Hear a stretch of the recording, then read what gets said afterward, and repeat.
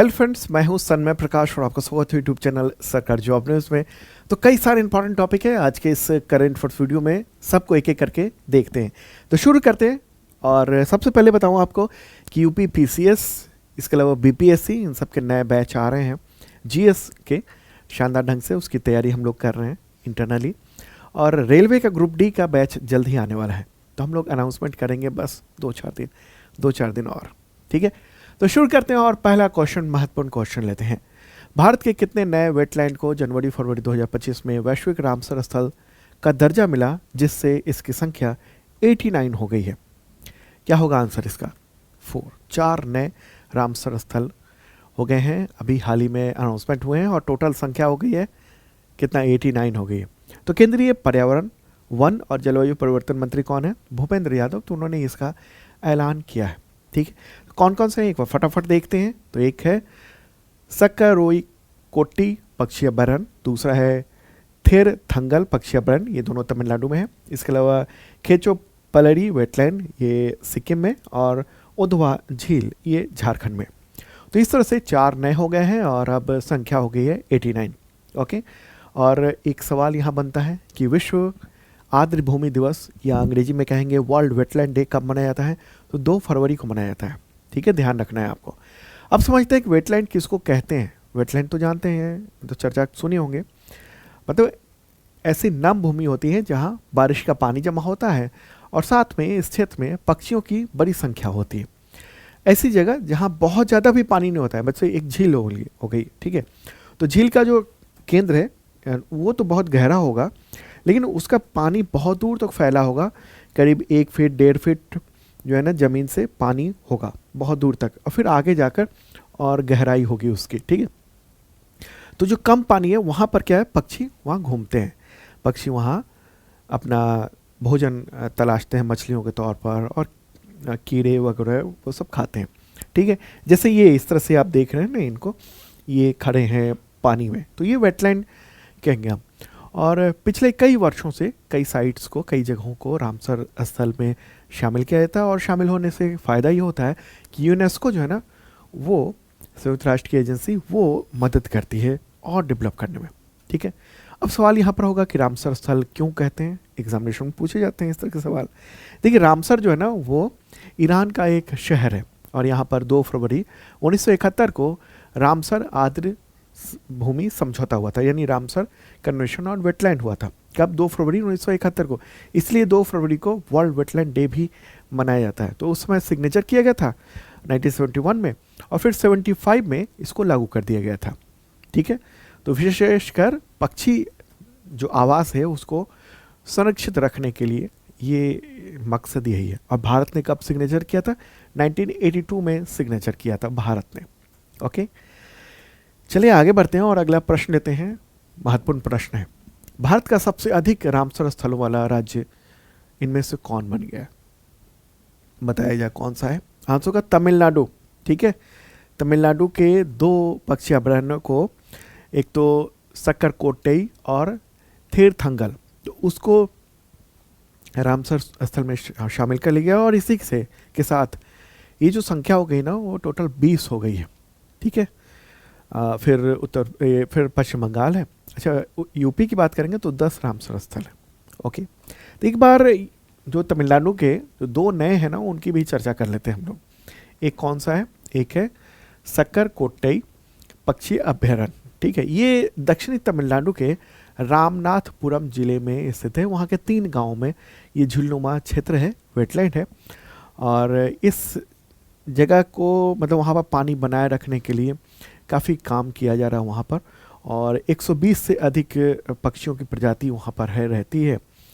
ठीक है, तो 2012 में इसको पक्षी अभयारण्य के रूप में, यानी बर्ड सेंचुरी के रूप में घोषित किया गया था राज्य के द्वारा, फिर केंद्र के द्वारा, और अब हम लोग देख रहे हैं कि रामसर स्थल इसमें शामिल कर लिया गया है। दूसरा कौन सा है? दूसरा है थेर थंगल पक्षी अभयारण्य। ये भी दक्षिणी तमिलनाडु में है और रामनाथपुरम जिले के में स्थित है। दलदली झील है, और बरसात के मौसम में 2 नदियों से इसको पानी मिलता है, और इसमें 96 प्रजातियां पक्षियों की यहाँ पर देखी गई हैं। ठीक है, तो महत्वपूर्ण बात रही।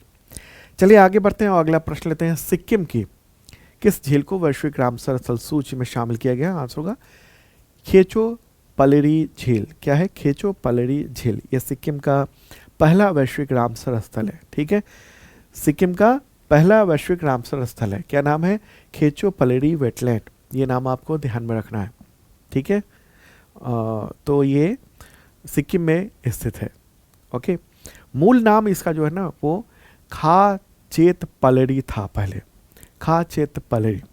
तो ये सिक्किम राज्य के जो एक जिला है उसका नाम पश्चिम सिक्किम जिला है। ठीक है, तो उसी के खेचो पलरी गांव है, उसी के पास में एक झील है, उसको पवित्र झील के तौर पर माना जाता है और उसे अब रामसर स्थल सूची में शामिल कर दिया गया है। आगे बढ़ते हैं। झारखंड के किस झील को वैश्विक रामसर स्थल सूची में शामिल किया गया? इनमें से कौन सा है? तो उधवा झील है। ठीक है, और ये झारखंड का पहला वैश्विक रामसर स्थल भी है। क्या है? उधवा झील। ठीक है, उधवा झील के बारे में और बात करेंगे। ये रहा फोटोग्राफ, उधवा झील है और इसकी कुछ और चर्चा कर लें। ये झारखंड के साहेबगंज जिले में स्थित है। ठीक है, उधवा नाम से एक छोटा सा गांव है, वहीं पर ये स्थित है। ठीक है, तो झारखंड का इकलौता ये अब रामसर स्थल है जो कि पक्षी सेंचुरी भी है, बर्ड सेंचुरी भी है। ठीक है, तो अब टोटल जो संख्या हो गई है कितनी हो गई है? 89 हो गई है। तो उन सब की पूरी लिस्ट मैं यहाँ पर दे रहा हूँ। ठीक है, इससे पहले जो अलग अलग अपडेट होते रहे हैं तो वो भी दिया है मैंने, और ये फाइनल अपडेट है अभी तक का। ठीक है, तो ये 23 आप देख रहे हैं, मैंने पूरा लिस्ट दिया है, नाम और किस राज्य में है, ये सब कुछ यहाँ पर दिया हुआ है। ये 47 तक है। ओके, आगे बढ़ते हैं 71 तक, ये पूरा आप देख रहे हैं, और फिर 89 तक है।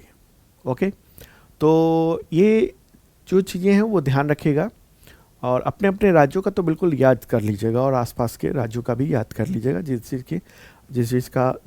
जिस राज्य का आप एग्जामिनेशन दे रहे हैं। मैंने ये सब पीडीएफ दे दिया है इस वीडियो के डिस्क्रिप्शन में, फ्री में पीडीएफ है, तो वो डाउनलोड कर लीजिएगा। इस वीडियो के डिस्क्रिप्शन में आपको नीचे लिंक मिल जाएगा पीडीएफ का। ठीक है, वैसे आप शार्प लर्निंग जो ऐप है ना, वहाँ पर जाकर भी डेली फ्री करंट अफेयर्स का एक है कोर्स, तो वहाँ पर भी जाकर आप उसको डाउनलोड कर सकते हैं। ठीक है, क्लियर होगी बात? और जिन लोगों ने मेंबरशिप लिया हुआ है वो तो डाउनलोड करेंगे ही, उनको टेस्ट भी मिल जाएगा इसका। ठीक है, और हाँ आपको बताऊं कि अपडेट की जनवरी का जो वीकली है वो भी अवेलेबल हो चुका है टोटल, और मंथली पीडीएफ भी अवेलेबल हो चुका है। तो जिन लोगों ने मेंबरशिप लिया हुआ है करंट अफेयर्स का या फिर कोई डिटेल कोर्स परचेज किया हुआ है, वो लोग जाएँ और उसको डाउनलोड कर सकते हैं। अब पीडीएफ जो है ना वो कई तरीके के हैं, मंथली वाले, वन लाइनर है, एमसीक्यू नोट्स है, हिंदी और इंग्लिश दोनों लैंग्वेज में अवेलेबल है, आपके बहुत काम आने वाला है। ठीक है, तो करंट अफेयर्स की तैयारी शानदार ढंग से होती है शार्प लर्निंग ऐप पर। मेंबरशिप प्लान है 2 तरह के, एक बेसिक मेंबरशिप प्लान है, एक आईएसपीसीएस मेंबरशिप प्लान है। तो पिछले 2 सालों के कंटेंट, अगले 1 साल तक के कंटेंट सब कुछ मिलते हैं वहाँ पर, और एग्जामिनेशन में टकराते हैं प्रश्न बहुत ज़बरदस्त ढंग से। अगला प्रश्न लेंगे। अगला क्वेश्चन है, हाँ ये इंपॉर्टेंट क्वेश्चन है, मज़ेदार क्वेश्चन है, आपको मैप के जरिए इसके पूरा डिटेल बताएंगे हम आपको। तो यहाँ पर प्रश्न होगा कि अमेरिका ने अपने उपयोगकर्ताओं के लिए, या कहिए अमेरिका ने गूगल मैप्स पर गल्फ ऑफ मैक्सिको नाम बदलकर क्या रखने का आदेश दिया है? या गूगल मैप भी हटाइए, तो अगर कहिए कि अमेरिका ने क्या फैसला किया है, गूगल के अलावा सबसे कह दिया है कि गल्फ ऑफ मैक्सिको का नया नाम है। तो नया नाम क्या है जो कि उसने कहा है कि ये नया नाम है, हम नाम बदलते हैं, अमेरिका ने ये कहा है। किसने? ट्रंप ने, डोनाल्ड ट्रंप जो अभी आए हुए हैं, और उसके बाद जो पूरे तहलका मचा दिया है, भारतीयों को भी मतलब उठा के भेज दिया गया है भारत में, जो सैनिक प्लेन है उससे, जो वहाँ पर अवैध रूप से रह रहे थे। खैर, तो अब गल्फ ऑफ मैक्सिको का नया नाम क्या है? आंसर क्या होगा? Gulf of America. ये आपको ध्यान में रखना है। ठीक है, गल्फ ऑफ अमेरिका अब नया रीनेम कर दिया गया। गूगल मैप ने भी रीनेम किया है, लेकिन गूगल मैप ने क्या किया ना, चालाकी की है। गूगल मैप ने केवल अमेरिका के लोगों को जो है ना वो दिखेगा, गूगल मैप में क्या नाम दिखेगा? Gulf of America. बाकी लोगों को, जैसे आप भी अगर गूगल मैप में अभी देखेंगे ना, तो गल्फ ऑफ मैक्सिको ही दिखाई देगा। ठीक है, तो डोनाल्ड ट्रंप के आदेश के बाद ये काम किया गया है और अब नाम चेंज हो गया है। ठीक है, एक बार हम लोग मैप के ज़रिए भी देखेंगे और फिर ये भी समझेंगे कि मैक्सिको ने इस पर क्या प्रतिक्रिया दी है। ठीक है, मैक्सिको की है, वहाँ की राष्ट्रपति हैं क्लाउडिया शिनबाम। चलिए, एक तो है ये Mexico, gulf of Mexico, map के ज़रिए समझते हैं। ये अपना प्यारा भारत है। और अब कहाँ चलेंगे? अब चलेंगे अमेरिकी महादेश की ओर। उत्तरी अमेरिका जो महादेश है वहाँ, इधर उत्तरी अमेरिका हो गया और दक्षिणी अमेरिका हो गया इस तरफ। ठीक है, उसी में और नज़दीक चलते हैं। ये है मैक्सिको, रेड कलर में देख रहे हैं, और ये है यूएसए यानी संयुक्त राज्य अमेरिका। ठीक है, ये इस तरीके से इसका मैप बनता है। ठीक है, ये है संयुक्त राज्य अमेरिका। इसका अलास्का क्षेत्र जो ना इधर ऊपर की ओर तो कनाडा है, उसके और आगे अलास्का भी क्षेत्र है इसी का। तो इसी में यहाँ पर है, ये जो क्षेत्र देख रहे हैं ना, ये समुद्र है, उसका नाम है गल्फ ऑफ मैक्सिको।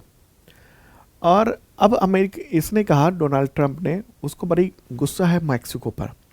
ठीक है, क्योंकि मैक्सिको से बहुत सारे प्रवासी दुनिया भर से पहले मैक्सिको पहुंचते हैं और अवैध रूप से अमेरिका में घुस जाते हैं, और ट्रंप को अवैध रूप से जो भी घुस रहे हैं उनसे बड़ी नफरत है।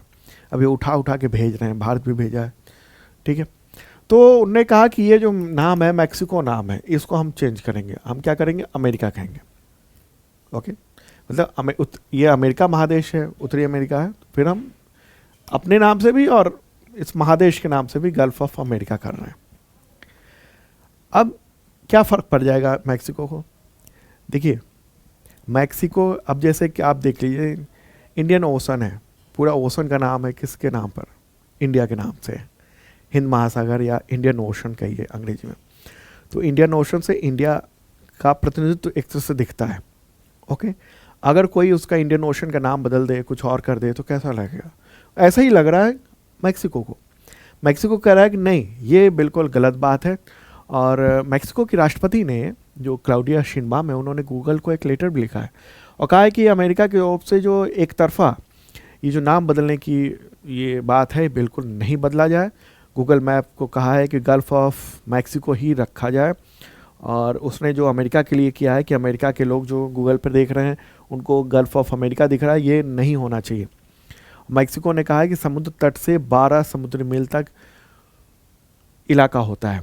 ठीक है, संप्रभु स्वतंत्र, मतलब 12 मील तक की जो है वो उसका इलाका होता है। लेकिन उसके बाद जो है ना चीज़ें वो पूरी दुनिया में मिलजुल कर तय होती हैं। ओके, नाम बदलना किसी एक देश के कह देने से दूसरे क्षेत्र का जो स्वतंत्र क्षेत्र है, यानी 12 मील से ज़्यादा का, तो उसको इस तरह से नहीं बदला जा सकता है। ठीक है, ये कहना है। तो ये पूरा चल रहा है अभी जो तमाशा है वो ट्रंप के आने के बाद। चलिए अब आगे बढ़ते हैं, अगला प्रश्न लेते हैं। और दोस्तों, पसंद आ रहा हो ना तो लाइक बटन दबा दीजिए और शेयर कर दीजिए इस वीडियो को अपने दोस्तों को। और जिन लोगों ने सब्सक्राइब नहीं किया है इस चैनल को, उनसे अपील है ज़रूर करें और बेल आइकन दबाएंगे तो नोटिफिकेशन भी वक्त पे आपको मिलेगा। अगला प्रश्न होगा, भारत जो है ना वो मार्च 2025 में ब्रिक्स युवा परिषद उद्यमिता कार्य समूह की बैठक की मेजबानी करेगा। तो इसकी थीम क्या है? इसकी थीम क्या है? तो ये है सतत विकास के लिए युवा उद्यमिता। ठीक है, अंग्रेजी में क्या कहेंगे इसको? अंग्रेजी में कहेंगे youth entrepreneurship for sustainable growth.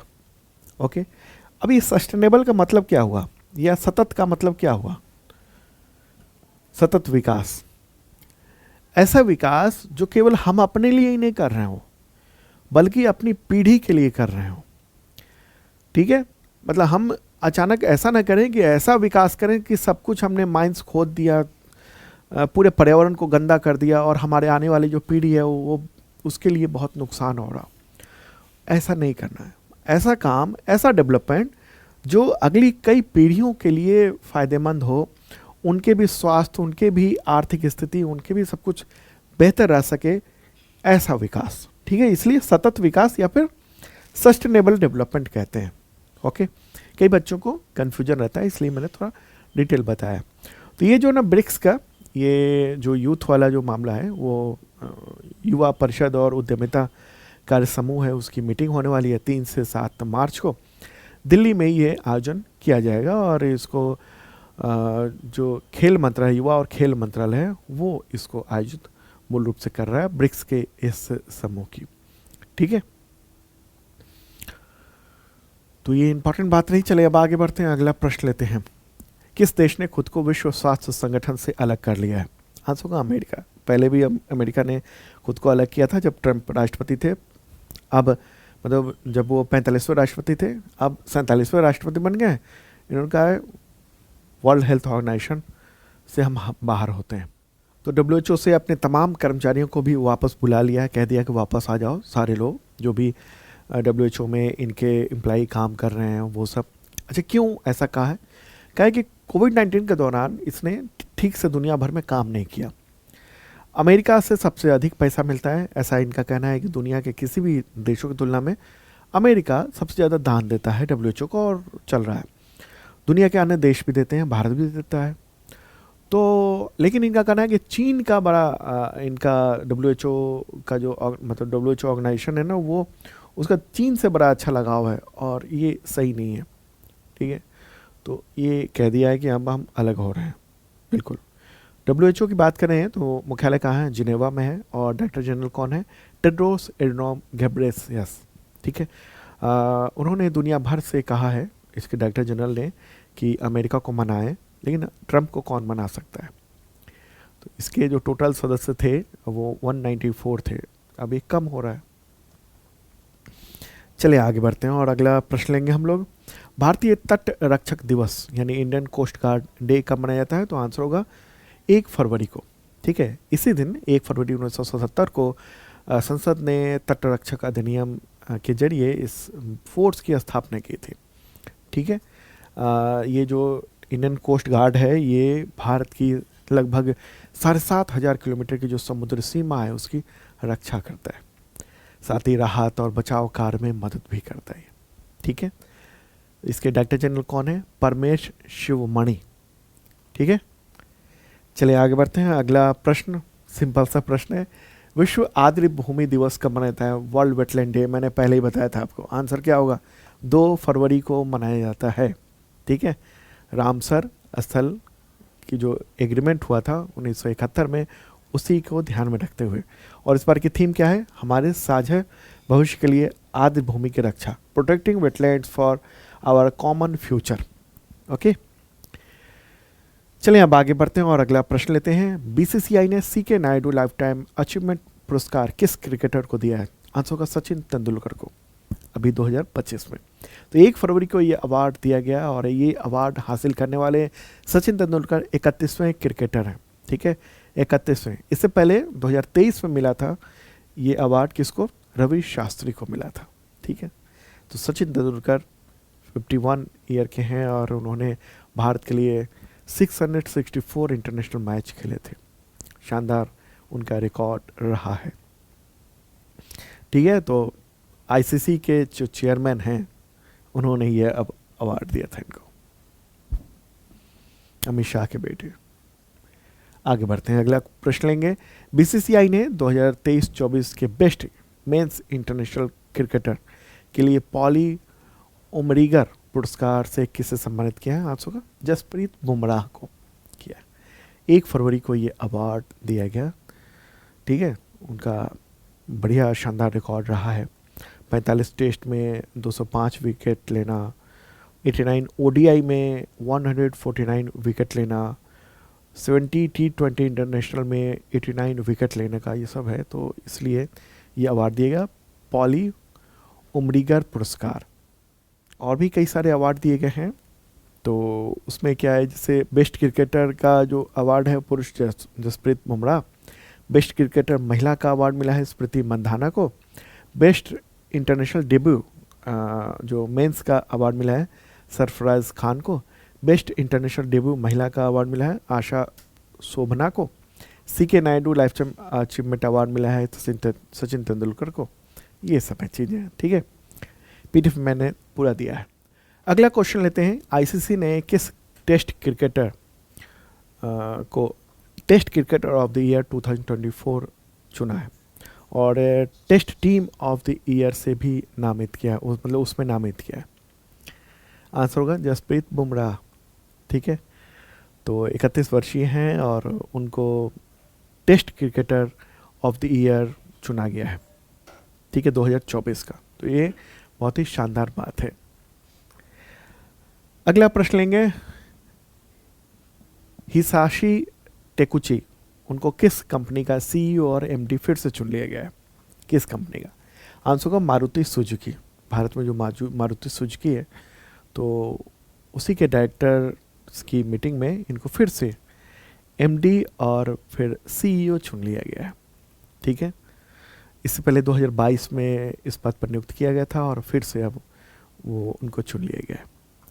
अगला प्रश्न होगा, पूर्व मुख्य चुनाव आयुक्त नवीन चावला का निधन हो गया 1 फरवरी 2025 को, तो वो कौन से चुनाव आयुक्त रहे हैं? आंसर को 16वें चुनाव आयुक्त थे वो। 79 ईयर की उम्र में उनका निधन हो गया है और वो आईएएस अधिकारी थे, रह चुके थे अरुणाचल प्रदेश, गोवा, मिजोरम और केंद्र शासित प्रदेश कैडर का के 1969 बैच के वो आईएएस अधिकारी थे। और चुनाव आयुक्त जो रहे ना वो 2005 से 2009 तक, और मुख्य चुनाव आयुक्त थे जुलाई 2010 में उनको बनाया गया था। ठीक है, तो ये महत्वपूर्ण बात रही। चलिए एक और प्रश्न लेते हैं, महत्वपूर्ण प्रश्न है, कुछ डिटेल भी बताएंगे आपको। विश्व कैंसर दिवस कब मनाया जाता है? World cancer day. आंसर का 4 फरवरी को मनाया जाता है और इस बार की जो थीम है ना वो क्या है? United bye unique. 2025 से 27 तक है, यूनाइटेड बाय यूनिक। ठीक है, उद्देश्य यही है इस दिवस का कि कैंसर की रोकथाम हो सके, उसके बारे में जागरूकता फैलाया जा सके। ठीक है, अगर हम देखेंगे भारत में कैंसर के मामले कितने हैं, तो national centre for biotechnology information, Hindi में कहते हैं राष्ट्रीय जैव प्रौद्योगिकी सूचना केंद्र, तो उसके द्वारा जो आंकड़ा साझा किया गया था उसके अनुसार 2022 में भारत में कैंसर की अनुमानित जो संख्या है वो 14,61,427 थी। ठीक है, और इतने सारे 2022 में। उससे पहले अगर 2020 की बात करेंगे तो 13,90,000 कैंसर के मामले थे, और 2025 की अगर अनुमान लगाएंगे ना तो 2020 से 12.8% ज़्यादा होने का अनुमान है, ऐसा कहना है national centre for biotechnology information का। ये भारत सरकार का एक संगठन है। और अगर हम कहेंगे बच्चों में जो कैंसर हो रहे हैं वो टोटल का 4% मामला है। अस्पतालों में पहले से कहीं अधिक मरीज आ रहे हैं और लगातार मरीज बढ़ते जा रहे हैं। लंग कैंसर के, ब्रेस्ट कैंसर के, गर्भाशय ग्रीवा कैंसर के, कोलोन कैंसर के बहुत सारे मामले देखने को मिल रहे हैं। ठीक है, कुछ डेटा ये रहा। अच्छा, अभी बजट जो 2025-26 का वित्त मंत्री निर्मला सीतारमण ने पेश किया संसद में, तो उसमें उन्होंने कहा कि 200 जिलों में डे केयर सेंटर खोले जाएंगे। ठीक है, महत्वपूर्ण बात ये रही, कैंसर के बारे में जब चर्चा हो तो ये बोल भी सकते हैं लिख भी सकते हैं। 200 डे केयर सेंटर खोले जाएंगे। डे केयर सेंटर में क्या होता है, ये दिन भर में अगर कोई इलाज होनी है तो वो होता है, रात की नहीं। जैसे कि कीमोथेरेपी होनी है तो वो डे केयर सेंटर में किया जाता है।